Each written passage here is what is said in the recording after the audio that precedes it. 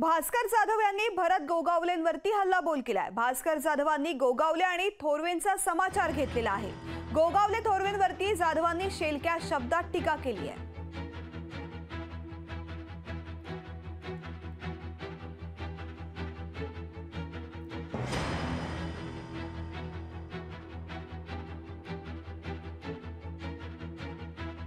ही मुलगी या वयामध्ये आज आबा हयात नसताना हे मगाशी कोणते भंगार शेठ की काय ते म्हणालात, पैशाच्या मस्तीच्या पुढं ही मुलगी उभं राहण्याचं दाढ दाखवते। कोणाच्या जीवावर?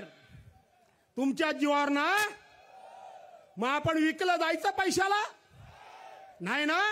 आणि ज्या कोकणावर विश्वासानं मान, कोकणाच्या खांद्यावर विश्वासानं मान देऊन सोडला, त्या रायगडमध्ये आज आपण या ठिकाणी उभे आहोत।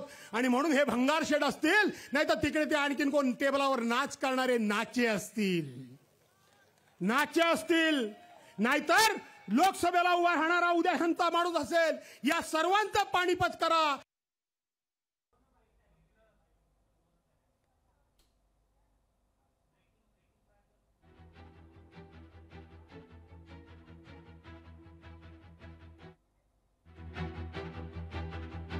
तर भास्कर जाधव यांनी भरत गोगावलेंवरती हल्लाबोल केलेला आहे।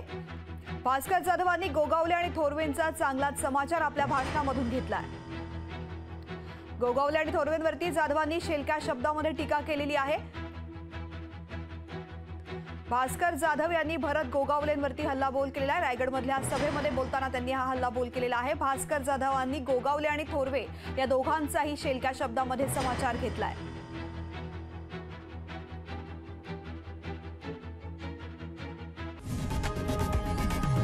लोकशाही मराठी ऐका, पहा, जागरूक रहा।